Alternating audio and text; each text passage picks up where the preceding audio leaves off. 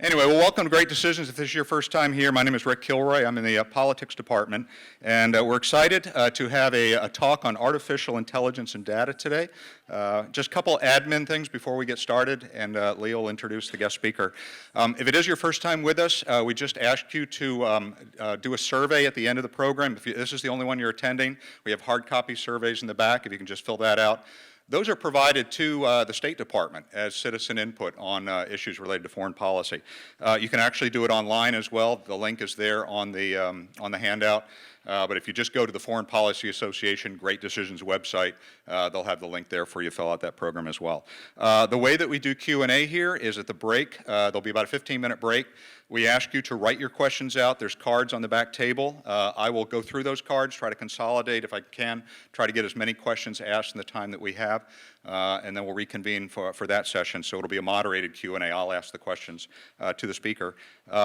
If you would like to go next door, Einstein's opens up at 9 o'clock each morning, so you're welcome to get some coffee, something else, bring it back. We just ask you to make sure you clean up and take it out with you when you leave at the end of the program. So, okay, well, we're going to go ahead and get started, and I'm going to go ahead and introduce Leah Miller, who is one of our intelligence and national security studies majors and a computer science minor, to introduce our guest speaker.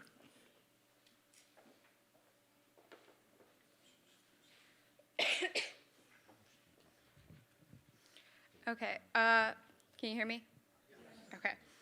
Dr. Sarkez completed his doctoral research focusing on artificial intelligence technologies in 2012 at Nova Southeastern University. His dissertation research area focused on detecting hidden messages in the visual content of images and graphics. He is a retired United States Marine serving from 1975 to 1997. His experience includes more than 28 years of direct computer experience in the development of custom software, more than 22 years of naval aviation avionics experience in the areas of general aviation electronics support and automated test equipment, as well as project manager and developer for multiple artificial intelligence logistics planning and configuration management software packages. Some of his past work included an Army Research Lab project to develop the cognitive decision process model for a role-based modeling and simulation environment. From 2005 to 2012, he was the lead logistics subject matter expert supporting the software development for onboard diagnostics of onboard analysis systems for the new CH-53K helicopter. He later worked with the Navy's H-60 helicopter program as a contracted software SME for NavAir. Most recently, he has been active on software engineering team for 2 programs.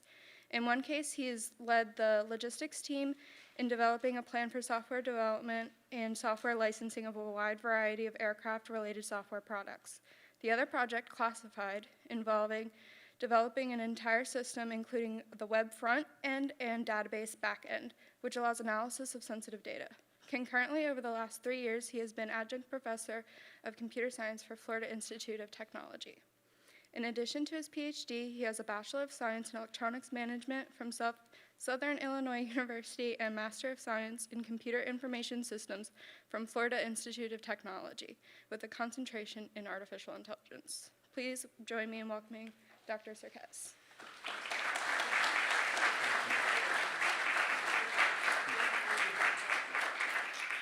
Thank you, Leah. Morning, everybody. Morning. Great. I love feedback. Well, at least stuff you don't hear in amplifiers anyway. It's great to see you all. Thank you for being here. I appreciate it. I love having an audience to talk to. As some of my students know, they're all sitting on this side, obviously. They know I like to talk, so I enjoy doing these kind of things. Talk a little bit about what got this started.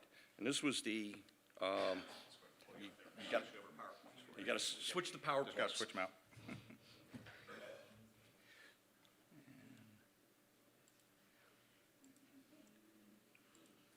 Here we go. And is that? See if we can get that louder for you.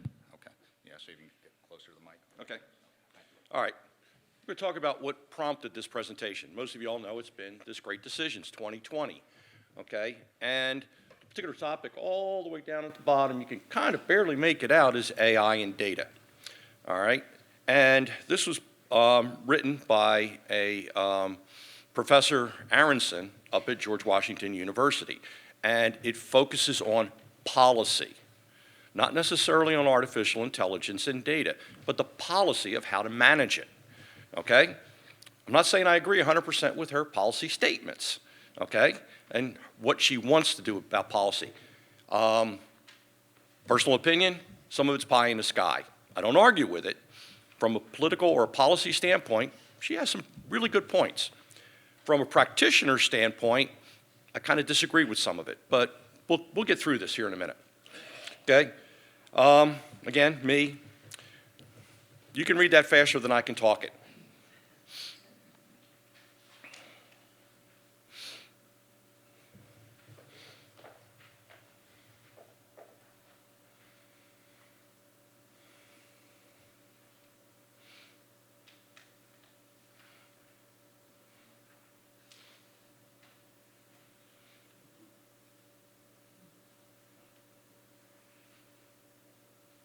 Sometimes the sound of silence is good. Okay, I can see everybody's reading it. Okay, this is from a invitation to a presentation from a couple of people. One guy is from South Africa, and it is from an organization called Black Hat. They really worry about security and artificial intelligence and things that are about it. And one of the things they talk about is data. And is data good or bad? Is data knowledge? Well, in reality, no, it's not. But everything you're doing is about data. And everything that Professor Aronson was talking about in her stuff was governance of data. What do we share? What are the rules? What policies do we put in place to share with other nations about data? What data do we share? And this kind of says it pretty close. Data's data. It's not intelligence. It's not knowledge. Data is data. Until you put it in a context, data means nothing. And see, you start off down here with data. That's ones and zeros on a computer. That's letters on a piece of paper. Until you process that into context, then you have information. But what good does information do? I can have stacks of information, books like crazy. But until I put it into a context, I have no knowledge. Once I put that information into a context, I have actionable knowledge, something that I can act on. Information without context is just that, information. An example I use with some of my students. Go get me the snake. What am I referring to? No context, right? If you're an electrician or a plumber, everybody knows instantly what I mean by the snake. If I'm a reptile handler at the zoo, there's a whole different meaning, okay? But I have information. Snake. What's the context? You have no knowledge until you process it into the context. A plumber or electrician or a reptile handler. Now you can do something with that knowledge.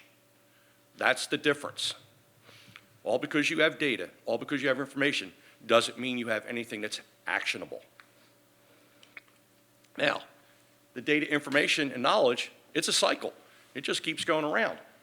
Once I have some data, I can make that into information by processing it. I can take that information and make it knowledge by processing it into context again. Now that I have knowledge, I can go back and collect more data because I have something, an area that I can work in that, oh, I've learned this. Now I can go get more data to make more information, to create more knowledge, and it becomes a cycle. That's what AI is all about. Starting at nothing, processing it and processing it and processing it so you can keep growing what you know. But what is the success of AI? What's the value it provides you once you've done all of that processing?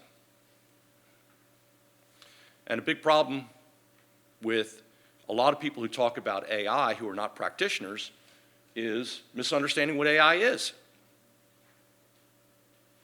And if you, like the part in italics there, if you are going to use your knowledge of what AI is, it may end up with poorly written regulation or a poorly written policy between nations or between actor states or whatever the case might be.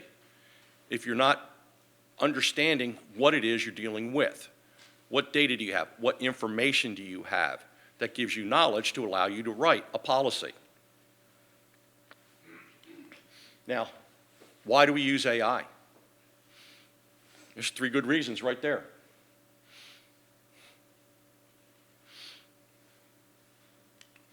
Now, with Professor Aronson, the article she wrote in Great Decisions was very interesting. But again, I say it was written from a policy standpoint, a political standpoint, not necessarily a practitioner's. Some of the information that she has in there, some of the knowledge that she's put in there reflects a policymaker's viewpoint. And I don't have a problem with that because it's actually pretty good in some parts. There's parts I disagree with for obvious reasons, but there's parts that are spot on.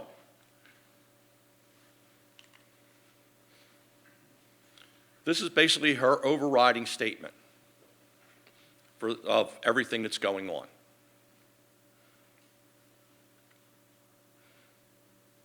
All of these other countries, hey, we're doing policies, we're doing policies, we're doing policies, we're doing this, we're doing that. Hey, we're developing governance for how we're going to do things, how we're going to share data, what we're going to do. In the EU and a couple of other areas, they've actually shut down some areas of Facebook. They've shut down some areas of Google and a couple of other areas because it doesn't fit their model of data governance. One of the things the EU has done is they've passed laws on privacy. You, the person, own your privacy data. Well, a lot of people talk about privacy, okay? Define privacy. We'll get into a little more of that a little later on. Define privacy. What do you consider private data? What do you consider private data? Everybody has their own definition of what privacy is and what they consider private. All right? You go out and get a speeding ticket. Is that private data or public data? Well, depending on where you are, it could be either, okay? If it's public data, guess what? It may get out there on the web. What is it? Really hard question to answer. So she posed 6 questions.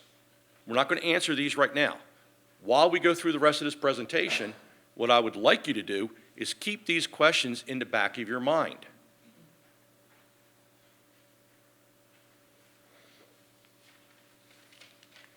First one.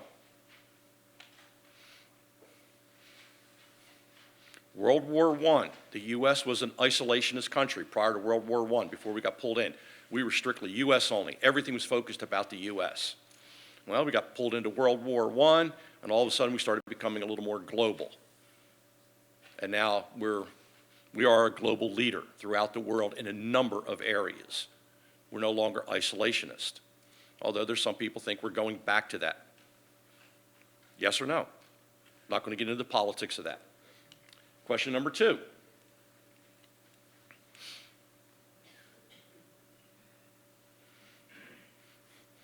You get a couple people in a room, you can have a really good conversation with this one. Everybody says AI is about big data. Define big data. I had a great conversation with a guy at the last place I worked up in Maryland. He goes, I have big data, I have big data. No, you have a lot of data. For something to be classified as big data, it normally has 2 of the V's: velocity, volume, and verifiability. They're the 3 big threes of the definition big data. For something to be classified as big data, you typically need 2 of the 3. That wasn't me, I swear. Okay. But when you talk about big data, everybody's familiar with an ATM machine, right? Deals with all your banking. Guess what? There's 2 of the big threes: verifiable data going between the machine and the bank, and speed. How many people want to stand at the ATM machine for 10 minutes waiting for your money to come out? Ain't happening, okay? So there's the speed aspect. ATM banking is an area of big data. But is it AI? No, but there could be somebody on the back end monitoring everything to make sure someone's not stealing your data or stealing your banking information. You've seen these things seen all kinds of talk about these things at gas stations where you swipe your card and they had scanners right there. They're stealing your information. Identity theft. Well, they can use AI to do identity theft. But wait, it's privacy data. How did they get it? A little more thought, okay? What's the level of privacy can you expect? Here in the US, what kind of privacy do people expect? Think about that. Now think about the European Union. What did they do? They created laws to protect privacy. But what are they protecting? They have these great stories. Oh, you can't keep a person's name. You can't keep a person's address. You can't keep a person's phone number. Well, wait a second. How do you look up a phone number if you don't know their name and where they live? Phone book. There you go. Is that privacy? Maybe, maybe not. You hear this one a lot. AI is a global public good. Define that.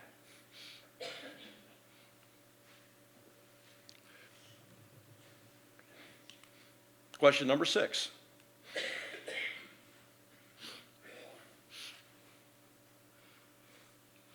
Little like what the EU did.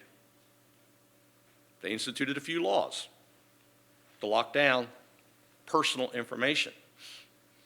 Is your name personal information? Little things to think about. Okay, here's something else to think about. How many of you have an Alexa or a Siri at home? See a few hands out there. Guess what? Even when you say Alexa off, it's still recording everything you say in the room that it can hear. I refuse, absolutely refuse to have one in my house. I even got one for free. It was given to me. I wanted it as a prize. It never made it to my house. I refuse to have one because it listens all the time. And you know that little itty bitty Alexa that you have, okay? There's no way that little Alexa is processing all the things you asked for. And what did you have to do to set it up? You had to plug it into your internet connection or connect it to your Wi-Fi in the house, correct? Guess what? Everything that hears goes back to home, to this massive data center that's doing nothing but processing algorithms on everything you say. I have a friend who happens to be faculty here on campus, sitting at home with her kids. Her and her husband were talking. TV was on. The kids were playing. 5 minutes later, she gets a phone call from her Visa card company. Are you approving this $1,500 order from Alexa that you just ordered? It picked up words that they were saying, words from the TV, and words that the kids said, and had it, interpreted it, and ordered a $1,500 device. Thank God, yeah, exactly. Thank God she had this stopper on her Visa system that would call her to verify anything. And that's not the only story I know about these kind of things. I know of it happening multiple times in a lot of different environments. I know there's some people, I know a particular person who's a federal magistrate. He's been ordered not to have one in his house, just in case he might happen to discuss a case. They're not as private as you think they are. But here are some of the things. Guess what? These are all AI. They all have an AI component.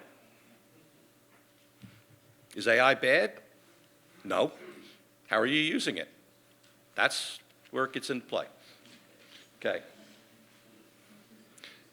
Here's a few definitions for artificial intelligence. Okay. That one's spot on. This is the one that Aronson talks about. Very vague, just say AI, AI. We've got to have policy on AI. Everybody's got to have AI for the common good. Okay, what is it? Well, when you look at the definition, when you read her article, there's no definition. What are you referring to? It's another one by an individual by the name of Jerry Atkinson. This was his definition back in 1994.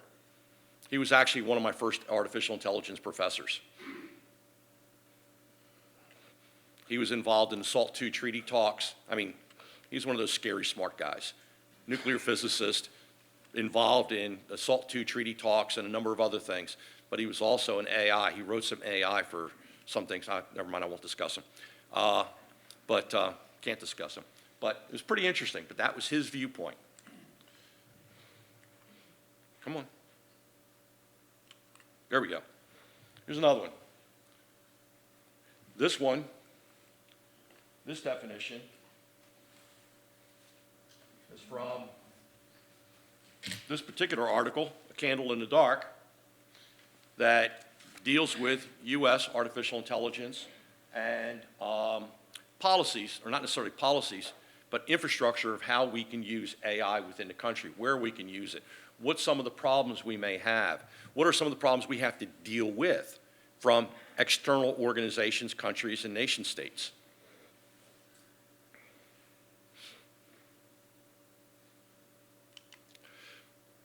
Another definition, this is from a 2015 report on the 100-year study of artificial intelligence. Every 2 years, these people get together and they come up with another version, they come up with a new review of artificial intelligence, where it is and where it's going. Some really interesting stuff comes out of this thing. But some of the stuff that's in there is the same stuff I saw 10 or 15 years ago. Not much difference. A lot of this stuff is changing. Not changing. What is changing is the technology and the hardware that allows you to do some of the stuff they talked about.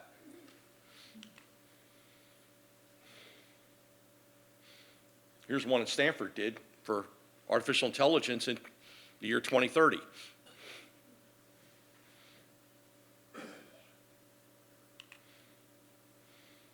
Now, this is Niels Nielsen. He was considered one of the real authorities on artificial intelligence. And he did this one back in 2010. And this hasn't changed since 1990 when he wrote it the first time.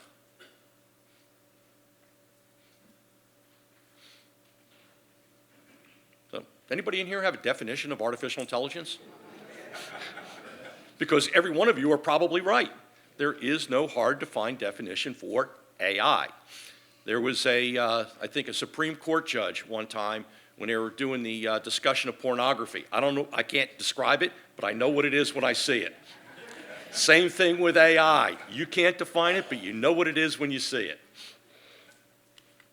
Okay, Aronson covered a lot of territory, and like I said, you can probably read that a lot faster than I can say it.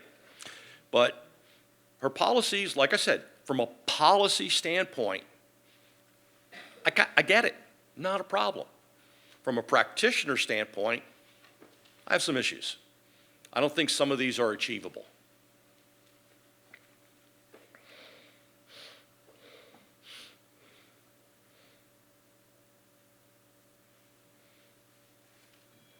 And one you hear talks about this one, particularly where U.S. policies, they prevents the immigration of people that can help us get better at AI. Okay? It really doesn't say anything. This is a world-recognized fact. The U.S. is still the leader in the world when it comes to artificial intelligence. Why? A lot of reasons. A lot of people have a lot of discussions, a lot of things that they think is the reason. Some of it say it's our education system. Well, quite honestly, in other parts of the world, some of their stuff is better than ours. Some of their detailed education stuff is better than ours. One thing where the U.S. really, really stands out is innovation. U.S. students, professors are very, very imaginative, for lack of a better word. We think a lot outside the box. We come up with new ideas. How do we do things? Some of the Far Eastern countries are really, really, really good, and I do mean incredibly good, that you give them something, they can make it better. They work within that. But one of the areas they lack is coming up with something new that's never been done before. Europe is kind of in a mix of both. A lot of times Europeans will follow the U.S. lead. We'll invent something, we'll work with them, and they will sometimes make it more accurate, make it better. Okay? Countries out of the Far East, incredibly good at re-engineering and incredibly good at making things better, sometimes more efficient. All right? But when it comes to innovation, we are still the world leader in many, many areas. Primarily because we're creative thinkers. Now, generalized comments.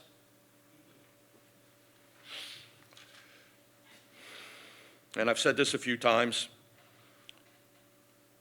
but again, one point, they're not mutually exclusive. Policy standpoint and a practitioner standpoint, they're not mutually exclusive. They can be worked together.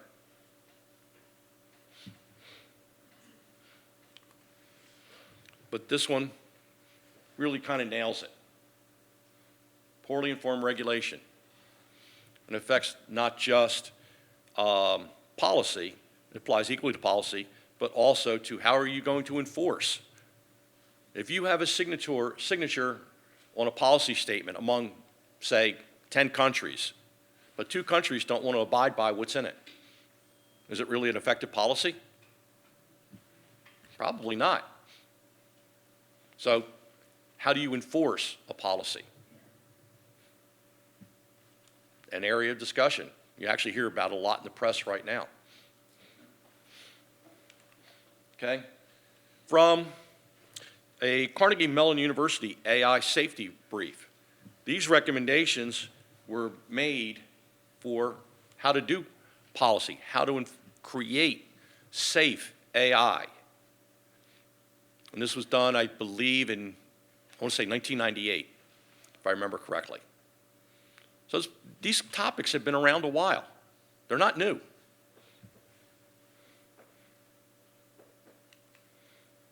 Some more. This is the one I like. How many around here drive with low blinker fluid in their cars? How many people have seen people driving with no blinker fluid in their cars? You know? It's, matter of fact, on the way in here this morning, I got cut off 3 times because people didn't have blinker fluid in their cars. Okay? But this one right here. Visibility of other cars around you. Visibility of where you're going. There was one for a while there. I saw a innovative application for when you get ready to change lanes, your blinker automatically comes on. That never made it off the drawing board. So what did they do? They have a thing now, whereas a car's coming up next to you, it lights up on your mirror or on your dashboard that lets you know there's a car next to you. Or the car warns you that you're drifting across the lane marker. Okay? Well, that stemmed from an original discussion about how to make automated turn signals. Turn signals never made it off the starting block. These others did. And guess what? It costs you more every time you buy the car, right? Okay, so AI has some good stuff. That actually started from an artificial intelligence research effort. Now, big concern, and this is surprisingly big in the United States. And this goes back to the 50s and earlier. United States, a lot of people in the US are afraid of superintelligences. We have a computer that's smarter than us. We have a robot that's smarter than us. All right? Yeah, no. It was kind of funny. I was in Japan, 1990. And over there, washing machines and stuff like that were being advertised. And they were advertising the artificial intelligence that was in their washing machines. Smart washing machines. We wash your clothes better. We use artificial intelligence to make sure your clothes come out clean. I came back to the United States a couple of months later. I saw the exact same commercial on TV when I lived out in California. Not a single word about smart or artificial intelligence. Not a single word. U.S., for the number of years, was afraid, the U.S. population as a whole, was afraid of smart machines. When did they start understanding and liking smart machines? Smartphones came out, exactly. Cell phones came out. Smartphones, hey, you can do this, you can do that, all these things. Technology allowed them to happen. Now people are less afraid of robots. How many have Roombas in their house? Think about it, okay? Are they really smart? Well, sometimes, yeah, exactly. You have doubts about them, okay? There's a couple of really interesting stories out there about the Roombas, okay? Pray you don't have a dog and a Roomba, I'll leave the conversation there, okay? But the artificial intelligence of a Roomba, data. Go back to privacy for a second, all right? When you have a Roomba, you have to have a connection to the internet. It goes back and hits its port, and empties itself out and whatever, gets ready to do it again. But what did it do while it was running around your house vacuuming? It just mapped that whole room, that whole floor you were at. It created a digital map of your house. And when it connected to the internet, guess what? It went back to mother. It went back to the Roomba factory. And there was a case a couple years ago where someone actually hacked into them and they found all of this information on people's houses in the system. And there were some burglars that managed to do it, and they were using it to rob people's houses. It was up in the Northeast. But with privacy? Is it? The map of your house, is that private? Okay, but artificial intelligence allowed that Roomba to go around and clean your house. But it collected data. But does this data mean anything? No, until you put it in a context. Now I have actionable knowledge on it because I know what it was and where it did it and why it did it. I have actionable knowledge. Thieves use that actionable knowledge to break into houses. There you go. So these three guys, I'm sure you recognize their names, they talked about super intelligences. Are we talking about the Terminator? Probably not, okay? But that's a super intelligence in the future, way in the future. What do we have now? How many people have smart cars that will automatically stop if they see an accident? Okay? There's your artificial intelligence. Okay? Is it good or bad? Don't know. Now, talking about those super intelligences, there's 1965. I.J. Good. There's his statement on it. You guys see?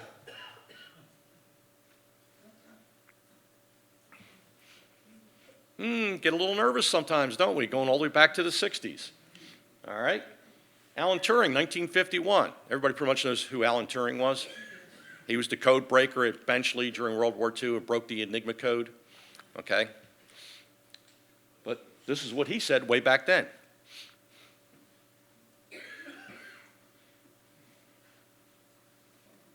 Yeah, and he's, won't take that long. Artificial intelligence is really, really, really good in a single domain, a small area of knowledge. Can it do everything the human brain can do? No. It would take buildings 2 and 3 times the size of this entire building just to create an electronic brain that even comes close to matching what the human brain can do. More superintelligence. Do we understand what the possibilities are of something this smart? Can we go backwards?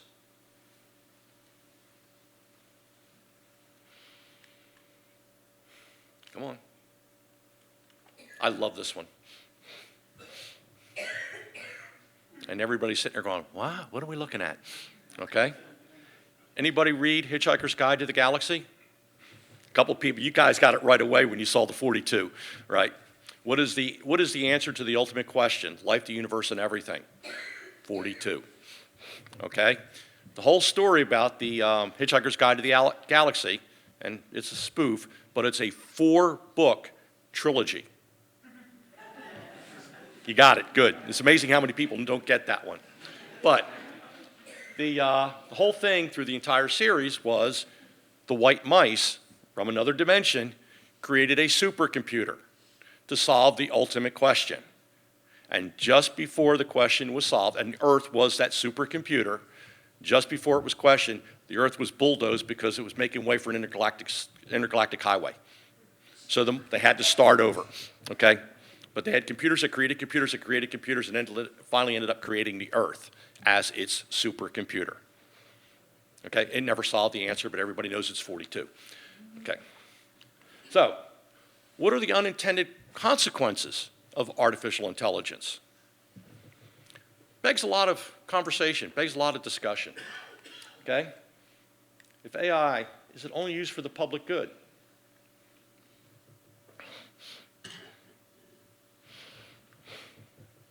Now, the one particular area she's talking about was using big data. for preventative maintenance. How many of you in your cars have a light that comes on and says, maintenance needed, engine work, or something like that? I'd venture to say everybody in here, okay? I have a 1929 Essex. It does not say that. There's nothing on it. It's just I know every so many thousand miles I have to change the oil or I have to do maintenance on it, okay? Modern cars, there was for a while there, they had some cars that if you exceeded the mileage where it said, hey, you need maintenance now, it would give you a buffer zone, and then the car would change into something called limp home mode, which basically meant you could not drive it anymore until you took it in for maintenance. And you could not get up to certain speeds, and you only had limited driving, and after a while, you would have to get towed in.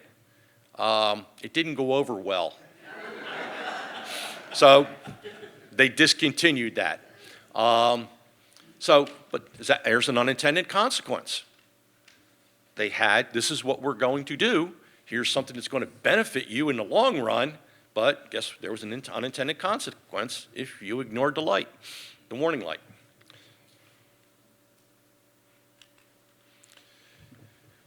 Facial recognition. Facebook and Google use this extensively. How many of you posted something on Facebook and says, hey, do you want to tag this person? It did facial recognition on that person you want to tag. They'll even give you the name of the person they want to tag it to because they matched other photos in their database. Facebook and Google are constantly harvesting information, processing it so they can do things like that. How are they doing it? It's with artificial intelligence. Again, is it good or bad? I don't know. How are you using it? I'll talk about a good use of this facial recognition here in a little bit.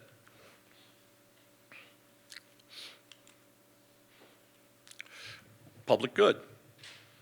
It helped break up a kiddie porn ring in the UK. US and UK investigative forces. They broke up a kiddie porn ring using facial recognition. The not good. Criminals use the Amazon Ring cameras to know when you're at your house and not at your house, if they can break into the system. Sometimes you can be invited in by one of your neighbors. Hey, join our ring, blah, blah, blah. Okay? Well, how do you know that person that you just admitted to your ring doesn't have someone in their ring who's leaking into your system, finding out information about you? And then with facial recognition, it's like, oh, there's little kids at that house. They're not here during this day, but the kids are there at the house by themselves. Targets of opportunity for someone who wants to do kidnapping. Is AI good or bad? Think about it.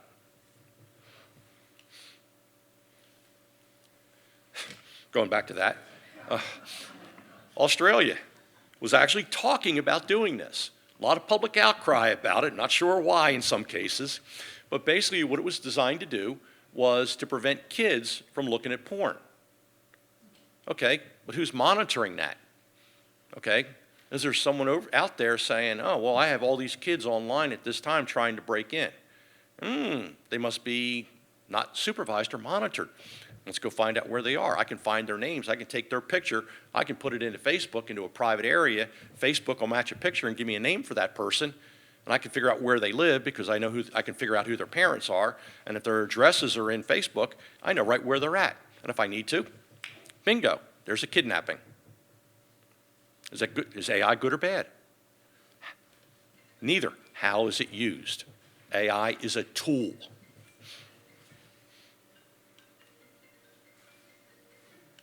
There we go. Pattern tracking. I've got all kinds of data. I'm doing all kinds of stuff. I'm collecting all kinds of data. What am I looking for? I'm looking for a pattern. When I get a pattern, I now have information. Once I have that information, I can make it actionable knowledge. Good or bad? How do I want to use it?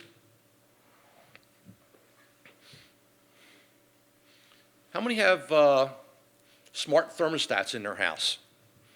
Or smart refrigerators that tell you, oh, you're low on milk. Go buy some more. Sometimes it'll order it for you based on how many times you open and close the door and take milk out.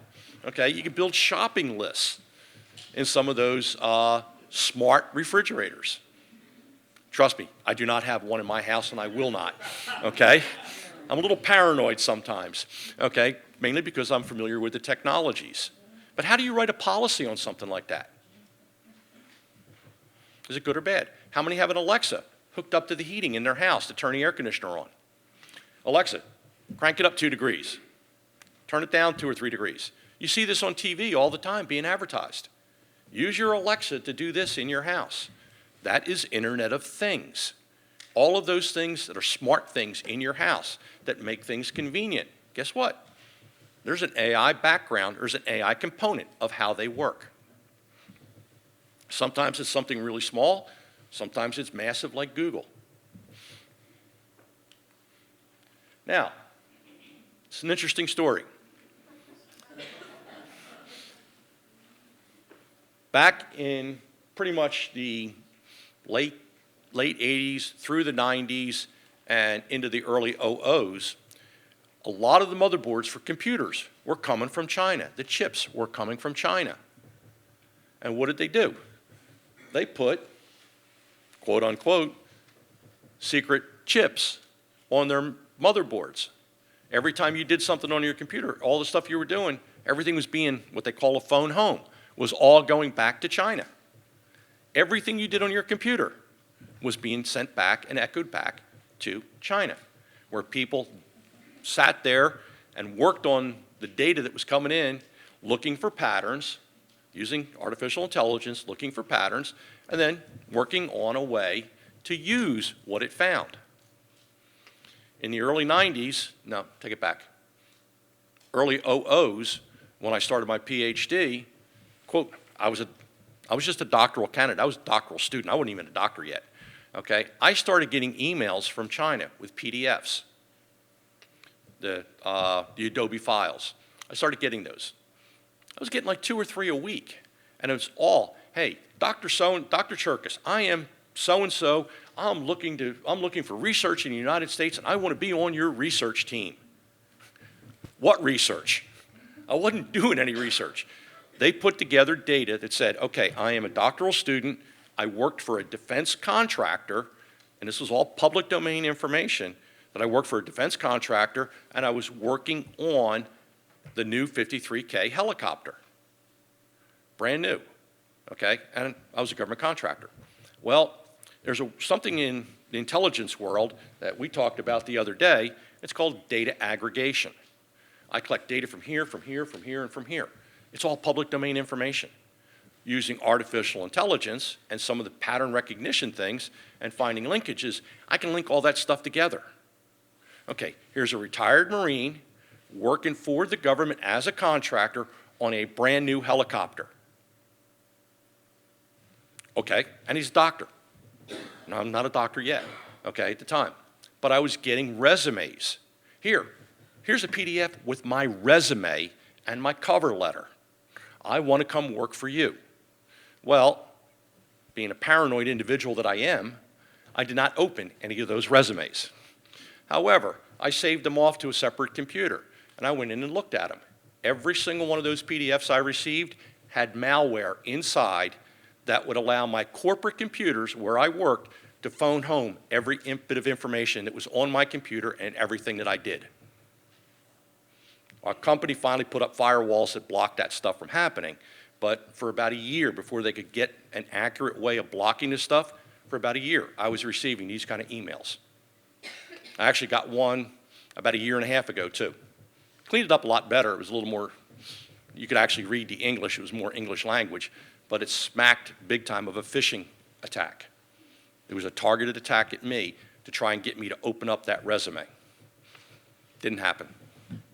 But this is an example of some of the risks. But AI is used to generate those parameters that targeted me to say, oh, look at all these areas. What can we get out of it? Hidden back doors. Have a router. Is it plausible? Well, this was in the public domain, so I'll mention it. The Air Force bought a whole bunch of new routers for some of their network systems. And it turned out all these routers had a phone home chip in them. At the time, these routers were in a sensitive area. I'll just leave it at that, sensitive area. Well, everything they were doing, it turned out someone was actually trapped it. They were monitoring traffic data, and all of a sudden they saw all this stuff going back out. Like, it's not supposed to go out. Well, when they finally traced it down, it was going home to China. Like, this ain't good. Cost the Air Force thousands of dollars to rip all those routers and switches and stuff out of their networks to put in new ones that were certified safe. It happens. It's out there. The Vodafone one was a pretty famous one in Europe. Anybody go to Europe and have to buy a phone over there just to be able to talk on their networks? That's a Vodafone, okay? They're very big all over Europe, but the big thing was their phone routers, their systems, had a back door that allowed someone to come in and steal stuff off the network. When you did more research into it a couple of years later, disclaimers was, oh no, that was a mistake, they were not really there, our systems are safe, you didn't have to do that. Well, Bloomberg, I think it is the big finance advisory company. Some of the company's stocks for people who are investing in Vodafone dropped by more than half, like that. All of a sudden, 2 years later, it's like, oh no, we didn't have any problems. They start bringing it back up again. Their stocks started rebounding. Guess what? There's a little money decision involved there about whether it really happened or not, wasn't there? Okay, where's the AI in there? Don't know. They're collecting data and they're working on it. Can we disrupt financial markets by releasing false information? That's a topic for a little bit later. Now, we got bad actors out there. Do they exist? I would slap the table and say absolutely. Now, Dr. Aronson, or Professor Aronson, mentions a few very specifically in her policy paper. These are the ones that you would have problems getting them to agree to a policy. They may sign on that thing right away and agree to that policy. But what's to say they're actually going to stick with it? That's the big concern. How do you enforce it? China, very well known for industrial espionage, cyber espionage. Those PDF files I was receiving, cyber espionage. They were trying to get into my computers, our corporate network, which had connections to government computers, to exfiltrate data. Get as much as they could about that new helicopter and other systems that we were working on. Some cases, they put somebody physically in place to extract that data or steal something. Bulgaria, for a number of years, was very well known for cyber hacking, very well known for it. And then Russia, everybody says they influenced the 2016 election. I'm not going to get into it. That's debatable you figure that out yourself, okay? But a multitude of studies, they say that China, and notably Chinese PLA, the People's Liberation Army, okay, are implicated in many illegal, illicit acquisitions of data, knowledge, whatever, okay? But the other thing, too, is they get it a lot of legal ways. They buy it. They find someone else who's got it, or they go in, and they just flat out buy the information. And what do?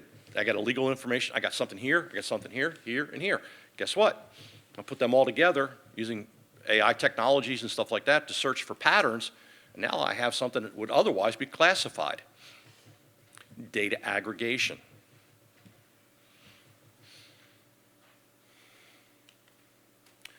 China has a program called the 1,000 Talents. Some people call it a plan, some people call it a program. But in simple terms, basically what it is trying to get advanced technology talents into China and within the Chinese government.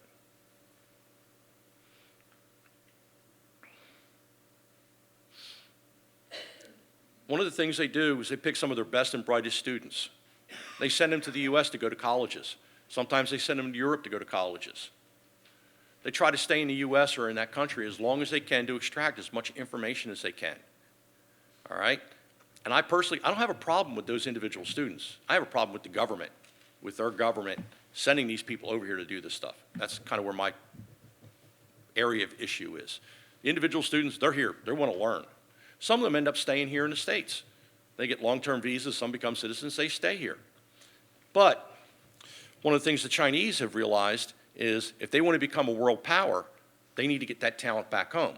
So what they've started doing is they've started pulling people back and enticing people to come back to their country and become part of their university system, their government system. An example of this is when I was working on my PhD, it was just after I got it. There was another fellow student, he's an American student, whatever. Matter of fact, he worked in South Carolina at one of these factories down here. And he was, not necessarily wise enough to realize he was being played. And all he saw was the money. And he went, and he became part of this Chinese education team. And they would fly him to China, put him up in a super luxury hotel, and he taught 2 classes a day on how to speak English. And he'd go over there for a month at a time, come back, they'd take him back over, and they were paying him big bucks to do this, all right? And there was a number of people warned him, hey, you're being played. He didn't buy it. All of a sudden, at the end of 2 years, they just completely ignored him and dropped him, and he couldn't figure out what happened. I didn't do anything wrong. Well, they were done with you. Boom, cut him off. And he could not figure that out. Meantime, the company that he worked for, he was in their computer sciences area. He managed all the computers for this multi-billion-dollar international company. Do you think maybe they got some information out of him just in casual conversation? Don't know. But I don't hear too much about that company anymore. Prosecutors, these are 2 things. Science Magazine. There's 2 issues of Science Magazine that came out within the past couple of weeks, okay? And both detail where U.S. chemists and biochemists were on the Chinese payroll feeding information to China. These are American citizens doing research under the National Institute of Health funding.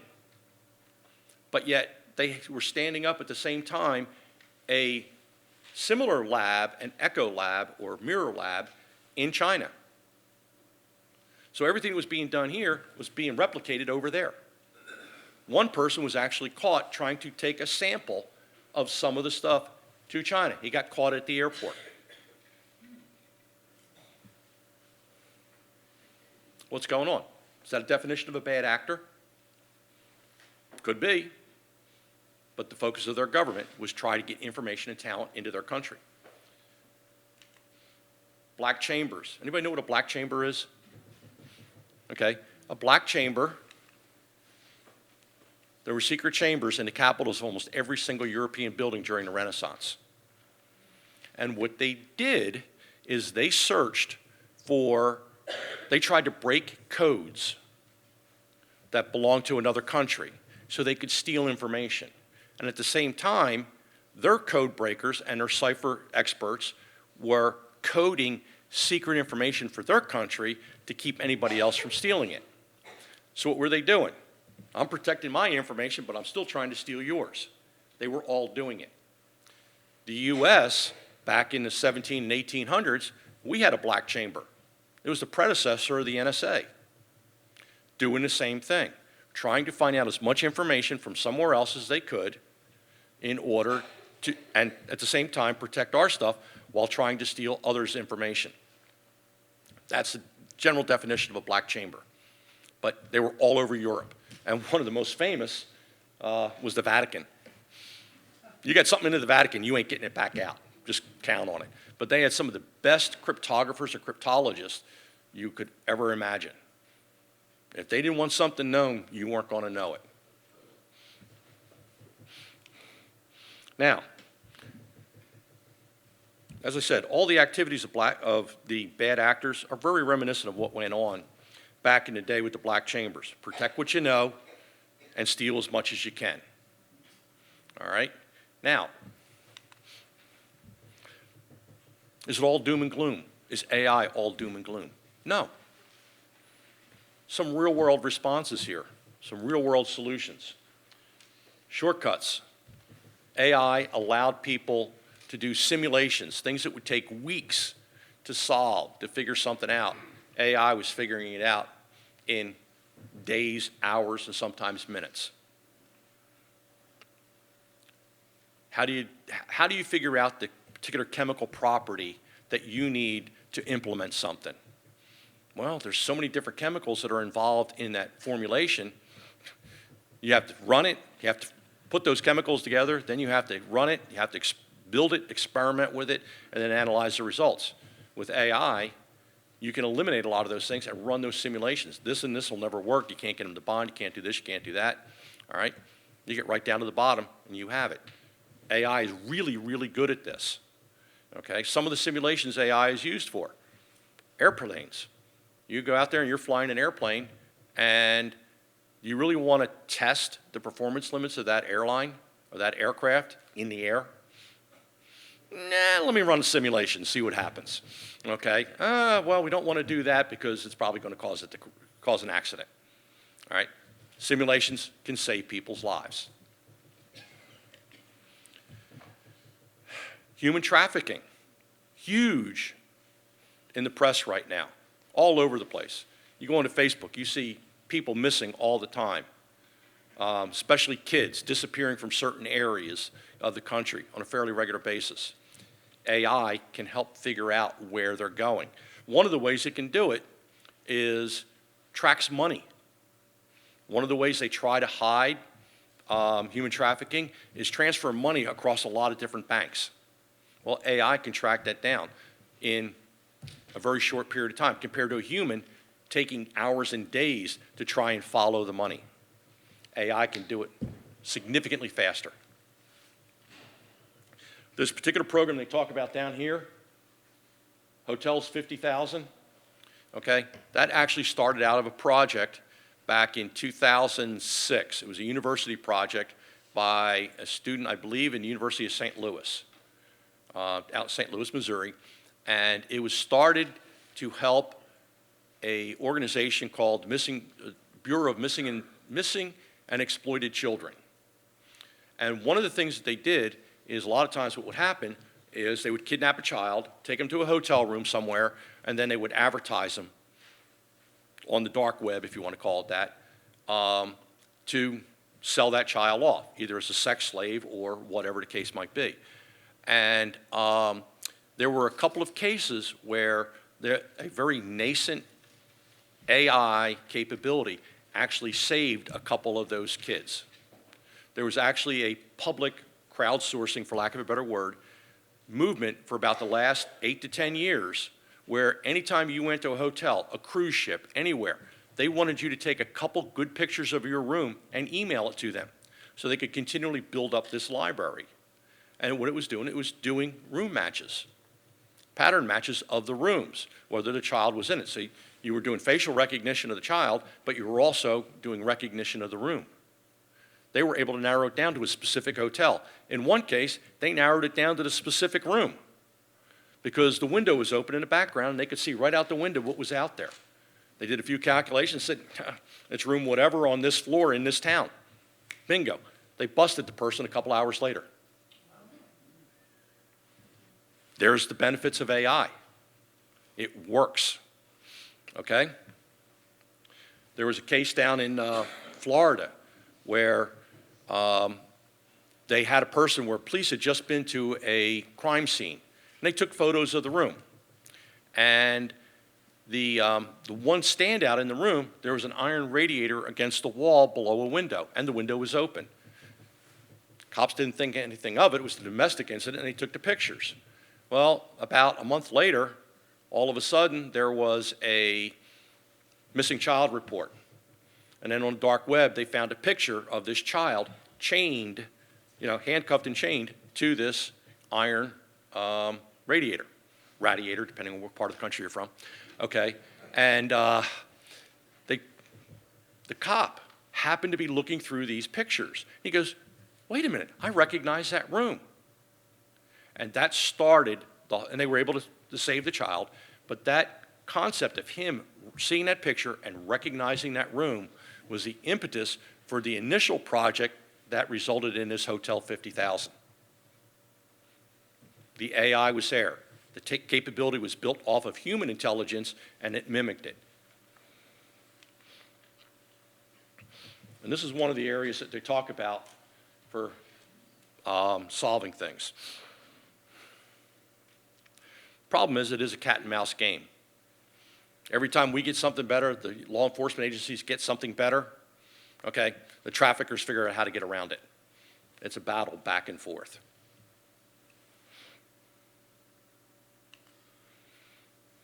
But AI is winning at the moment. But again, how do you write a policy about this?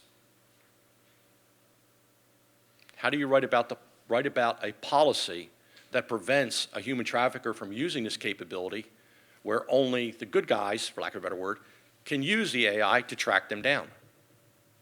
Well, part of it is these people don't follow the law. So how are you going to enforce it?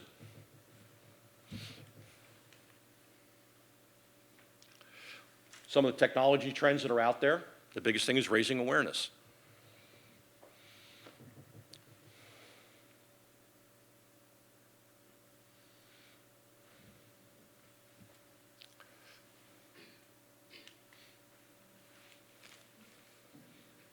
Dr. Kilroy, it's you. Thank you.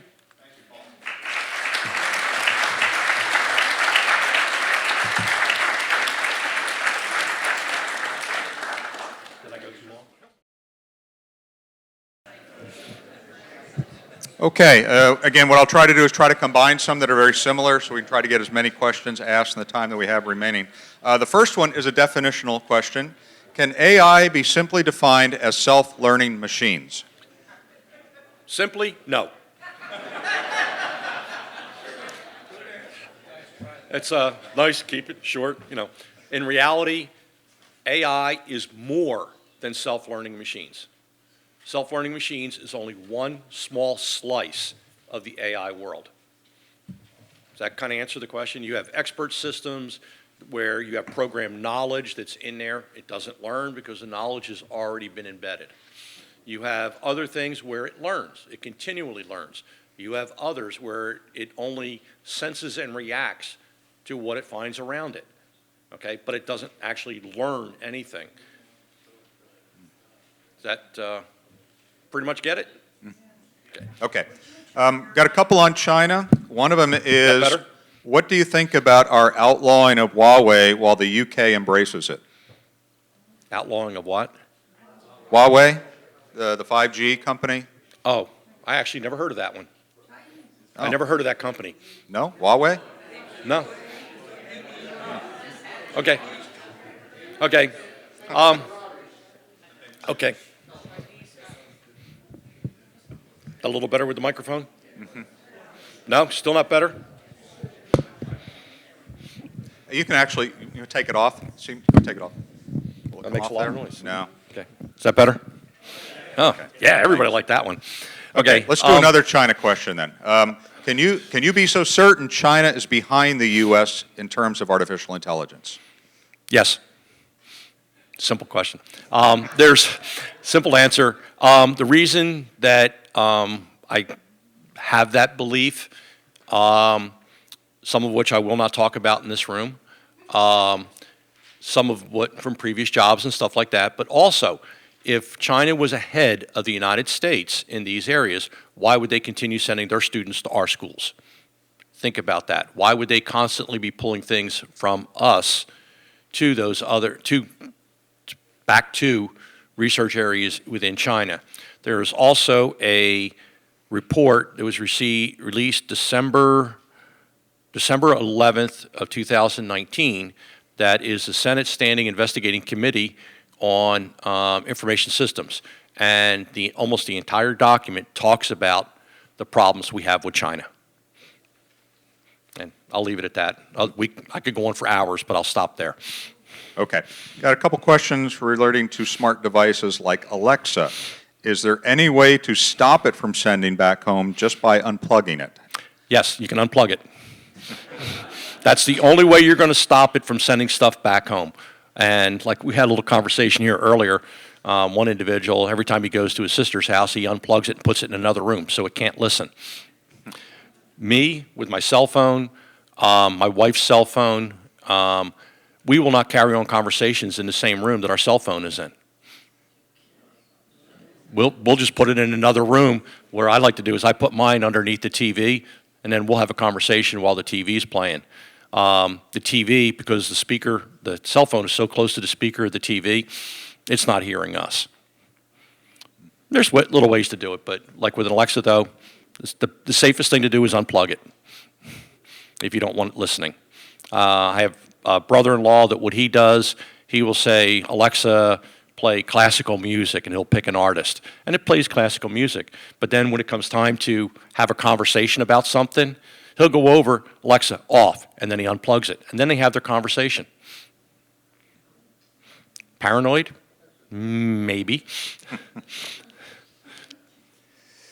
Okay, got another one. What about smartwatches, Fitbits? We've seen how they've been tracking like U.S. military. They can actually track where they're running and doing their PT and things like that. Any recommendations on that? I don't have one, and I won't, for exactly the same reason of Alexa, but it's a mobile system. It's connected to your phone, and your phone, it has a GPS in it, so it knows everywhere you're going, everywhere you've been. Fitbits, for an example, they've been used to map military bases. Guys go out for a run. Guys and gals go out as part of their PT. They go out for a run around the base. Guess what? It just has a map of the streets of that base. Especially for a while there, it happened on a couple of bases that were unknown bases, and unknown areas of some of those bases. But it doesn't need a GPS all the time. It can go in and you can walk around in a building, and it's mapping where you are in the building. When we go out, it reconnects to a phone and downloads that information. In some places that I've worked, smart watches are banned from the buildings. You can't even bring them in. There is that kind of a concern about them. Does a virtual private network, VPN, really provide you security and anonymity? For the most part, yes.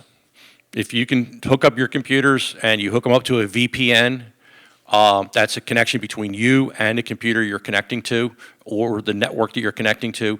So unless a person who's hacking you or trying to hack you can actually break into that network, your information and stuff are pretty much safe. But you don't know, most cases, you don't know what's on the other end. What VPN are you hooking into? I'm going to VPN into Google. Wrong. Google knows everything. Interesting that you referred to the Russian hacking of 2016 U.S. election as debatable. What data, info, knowledge do you possess that others don't? I knew somebody was going to ask that question, okay? Going by what's in the public domain, okay, there is information out there. Everybody says, oh, Russia did this, Russia did that. Okay, investigations, and I'm just going by what's in the press, that it's like, well, all that stuff you're talking about, no, wasn't really there. Okay, did it happen? I can't answer that question. One of the things that they were talked about doing was something called using bots and fake news articles and things like that, using artificial intelligence to flood Google, for Google searches, flood Facebook, Imgur, and a bunch of those other social media pages with false information to slant where they wanted things to go. Well, there's other investigations that found out that Russia wasn't the only one. There were parties within the U.S. that were also trying to slant the direction of those communications and those decisions. So did Russia really have an impact? That's debatable, okay? And you can have, you could probably sit for a week with 20 people in a room, come up with 20 different opinions about what actually happened. So can I really answer that question? No. Well, Sorry. We'll ask you another one about elections. Can you explain what happened with the Iowa caucuses? It didn't come out as expected.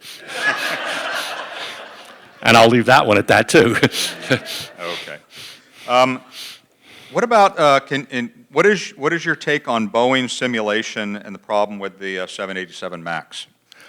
I don't know specifically about that one, but I do know some of the other simulations with some of the other, I think it was a 767, where they put an extension on the body of the aircraft, so the aircraft was now longer. So its flight parameters and flight performance specifications were different.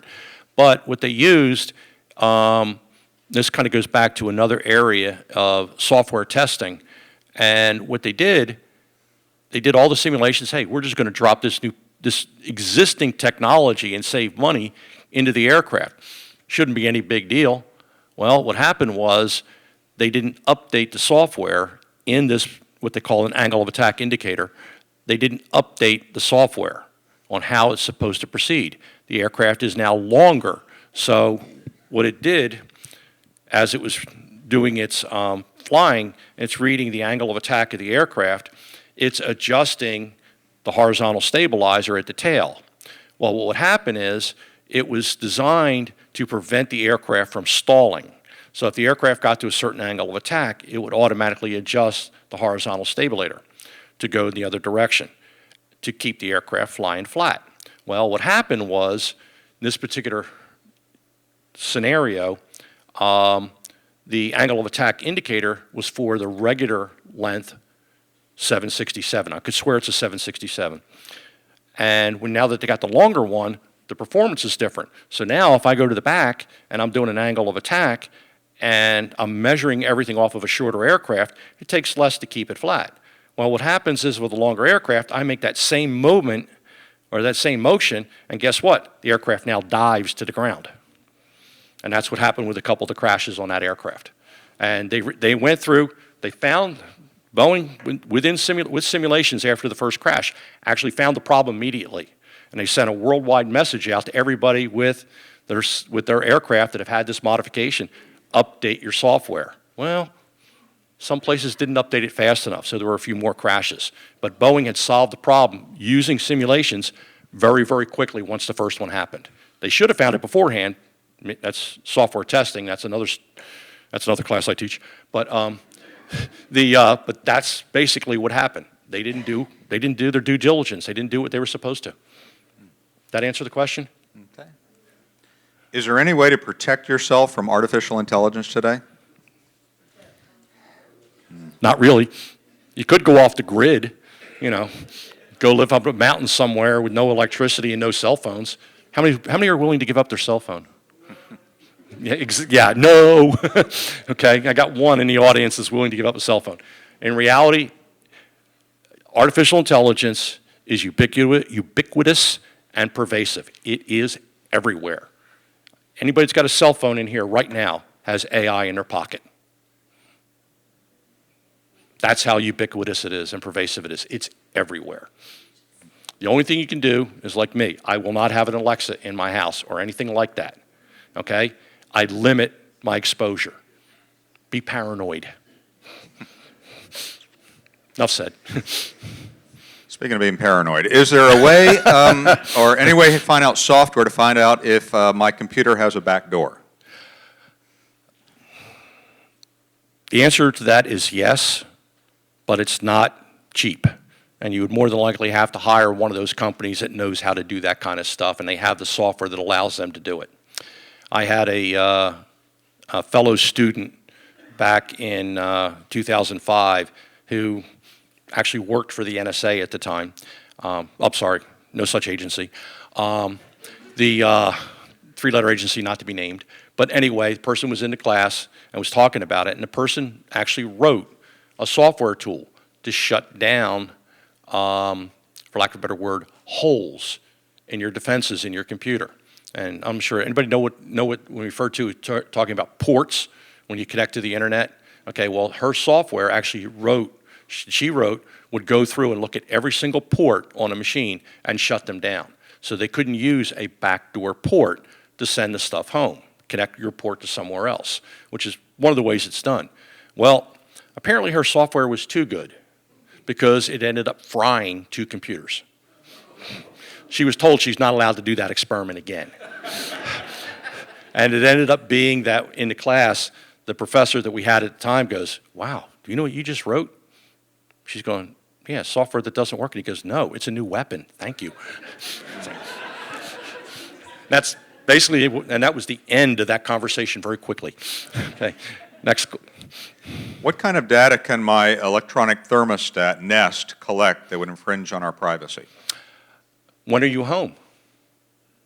When you come home, those electronic thermostats, you typically set them up and program them to change the temperatures when you're out of the house to save money, and then back up to a comfortable temperature when you're home. But because it's connected to the network, it's collecting a pattern of usage. They know when you're home. They know when you're not home. Okay? It's connected to your Alexa. It's an Internet of Things. It's connected to the network. It's picking up a pattern of when you're there and when you're not there. Okay? When do I want to break into a house and steal stuff? When you're not there. I just look at the patterns like, hey, they're gone in the middle of the day. We're good. I'm going to break in. That's a simplified, very simplified version of it. But that's the kind of data that they could collect and do a pattern analysis on, and then I now have information, and in the context of being a burglar, I now have knowledgeable information or knowledgeable facts that I can work on. Next. Why did you not mention Iran when it came to nation states that were mentioned in your brief as a possible threat? In Professor Aronson's, I think Iran was only mentioned one time, but she went into a lot more detail about the other countries, so I just basically didn't mention it. Do you feel like it is a threat? Yes, plain and simple. There's information, and again, this is information that's in the public domain, where there have been, if you look into some of the cyber documentation stuff and cyber websites that are out there, they talk about attacks by Iran, and not just Iran, other Middle Eastern countries trying to break into the U.S. networks and things like that. It's there. Are they a threat? Yes. Do they have the capabilities of some of the other threat nations? No. They're still growing them. But the funny thing is, there are a number of Iranian students that are products of U.S. colleges. And what do they go into? They go into the computer sciences, the artificial intelligences. There is a university, I'm drawing an absolute blank on the name of it right now, but there's I think it's like the Electronic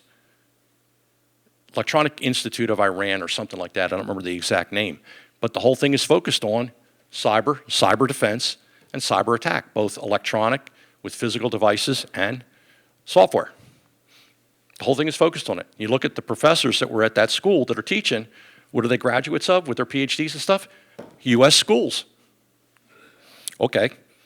Without even thinking about it, we're exfiltrating our knowledge to people who can try to use that against us. Am I paranoid? Yeah. I do work. It's a thought. I do concern myself with that kind of stuff.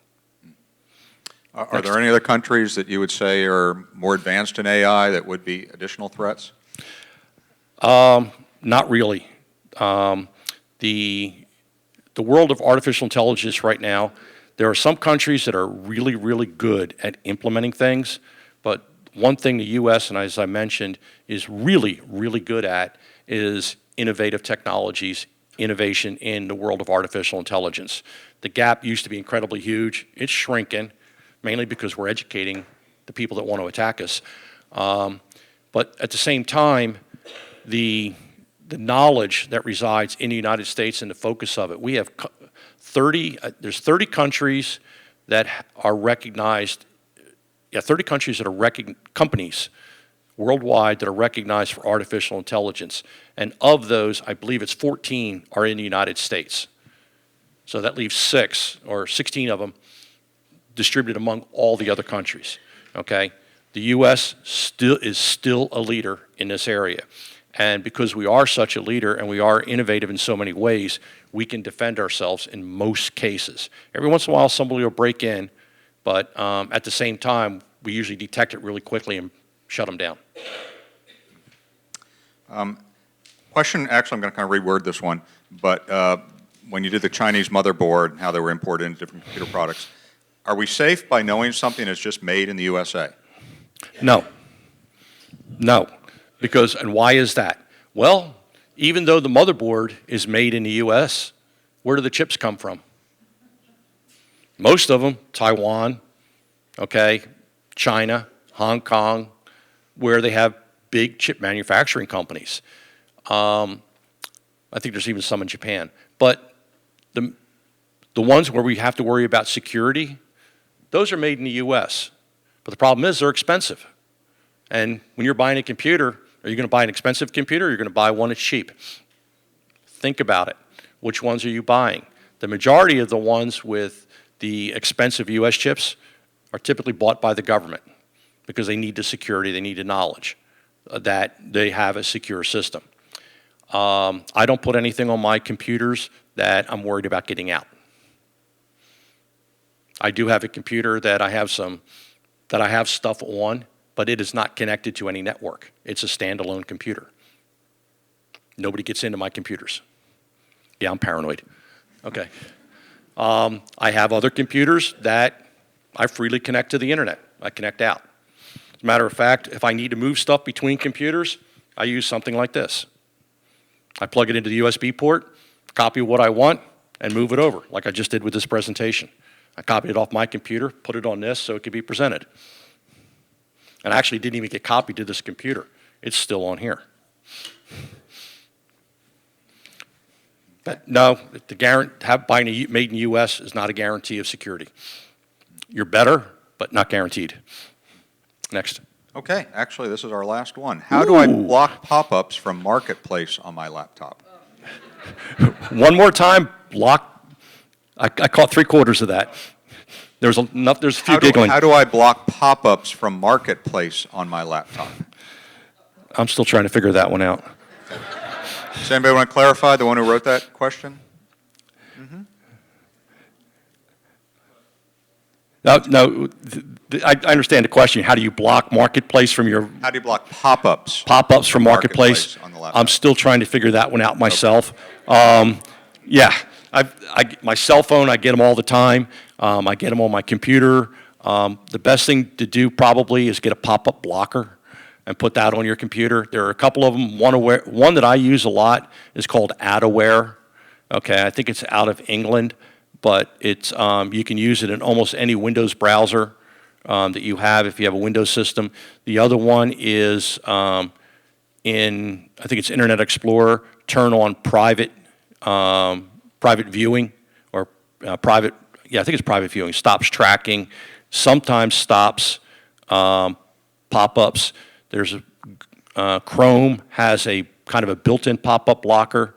Firefox has one, but you can also add a third-party pop-up blocker. Like I said, the one that I use is Adaware. I know there's a number of others that are out there really good. The biggest thing is don't go to any website that says, "Hey, click this button, you're going to get, and we'll block your pop-ups." Guess what? You just got a whole lot more. Okay. You have to be really careful about the sites you go to. That you get one on your system, and you're going to get them. You're just going to keep getting them and getting them and getting them. And sometimes it's something very innocuous that, oh yeah, I needed to go to that site. Well, sometimes they had a hidden link in there that activates all those pop-ups. Again, I'm paranoid, but there are some times where you'll receive an email from someone, "Hey, go to this site. It'll stop your pop-ups," or "Go to this site and do this." All right? You click on it. You just opened yourself up to all those pop-ups. Okay? Whether it's just Marketplace or if it's any of the others. A problem with Marketplace is if you buy something or bid on something from Marketplace, you're pretty much on Marketplace forever. My wife has that problem with her computer because we've sold a few things and bought a few things on Marketplace. Now, if I remember correctly, though, if you go to the Marketplace website, okay, where your account was, I believe they have an option called opt-out. Or there might be an opt-in where it's deceptively worded. Click here and pop-ups will no longer be a problem, okay? Well, no, you just opted in, which is the exact opposite of the definition that you were hoping for. So you uncheck the box. But you have to be real careful when you read them. Are you opting in or opting out? Okay? That's one of the concerns. Marketplace isn't the only one. There's a lot of others that do exactly the same thing. And then some of them can also download malware to your computer if you're not careful. Some of which is ransomware, where you have to pay to get your computer back to working order again. But that's a topic for a whole nother discussions. Okay? I'm going to add one question on top Okay. of that, since a lot of our students are still here. When we go to look at news sources and we try to get divergent views on different topics, a lot of the news sources will say this site uses cookies, and you have to enable that to be able to read the article. Is there anything you can do about that? Accept the cookie. You're pretty much stuck there. However, on some of the more reputable sites, they will have in really, really small text at the bottom. That's like, it'll be like skip to enable without cookies. And you have to be really careful because usually it's something so small, you're going to miss it, okay? And matter of fact, I had one this morning when I was looking something up. And at the very, very bottom, it was, your normal text was kind of like what I was putting up here, like 24 point, and it's, hey, enable our cookies, and it got a big button on the side. Human nature says, oh, that must be the right choice, and you will click on it. There's actually laws against that, but that doesn't stop the internet. Laws only apply to elections and voting and stuff like that. But really, in real small letters at the very bottom, at that little banner, there was said, click here to skip the cookies. It's like, done. And I was able to get into what I wanted to see. One that's really bad that I haven't found a bypass for is Forbes. I can't get past the Forbes pop-up. It says, you must enable cookies to read this Forbes article. It was a good article. I wanted to read it. But there's no way I was going to allow my cookies on my machine. Now, you can allow the cookies. But what you can do is as soon as you're done, you go through and you erase the history and erase all the cookies. And that gets rid of them. Okay, so they only tracked you for the time that you were there. One of the other things you have to watch out for, especially if you do searching on cell phones, is, oh, would you be willing to share your location with us? Right? You click on yes so you can see what they wanted, and they know exactly where you are. They'll know you're sitting on the first row, second seat in. Okay? Because your cell phone, you just gave them permission to follow you. They know when you checked into a building, you walked out of here and went somewhere else, they know where you went.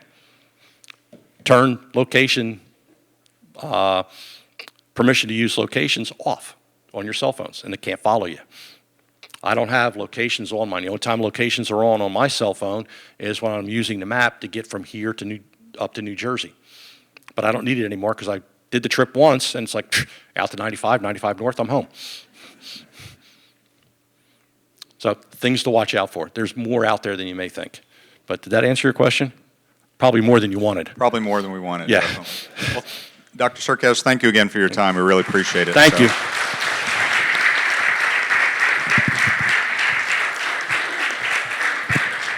So hopefully we didn't make everybody paranoid in here, and you're going to get rid of your Roombas and your Alexas and your smartphones, your smart TVs. But please come back next week so we can talk about modern slavery and human trafficking.